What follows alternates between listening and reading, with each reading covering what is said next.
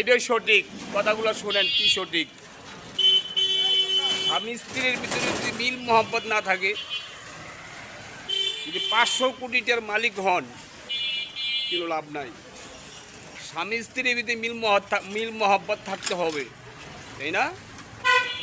স্বামী স্ত্রীর ভিতরে যদি মিল মোহাম্মত না থাকে, সংসারে কিন্তু শান্তি নাই। আছে? নাই। বউ স্বামীকে বিশ্বাস করতে হবে, ভালো জানতে হবে, আর স্বামী বউকে ভালো জানতে হবে, বিশ্বাস করতে হবে, তাই না? এ কথাগুলো শুনবেন কি বলি। বড় অশান্তি লাগে কোন কারণে জানেন? কথাগুলো শুনেন কোন কারণে।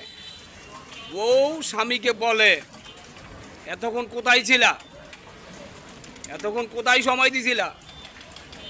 তো পুরুষ কিন্তু রাস্তায় কাম করে, অনেক পরিশ্রম করে না, অনেক মেহনত করে, কেউ চাকরি করে, কেউ রিক্সা চালায়, কেউ ঠেলাগাড়ি চালায় না, বাইরে কিন্তু অনেক পরিশ্রম করে না?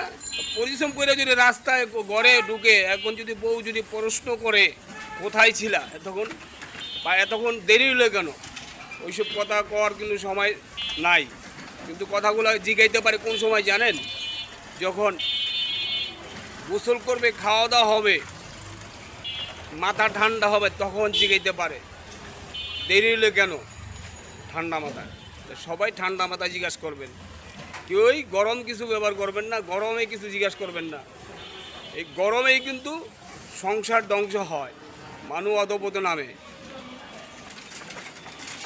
জিদ দিয়ে কিন্তু অনেক কিছু হয়ে যায়। কেউ জিদ করবেন না, জিদ মাটি করবেন, তাইলে সংসার ভালো থাকবে, সংসার ভালো রাখতে পারবেন।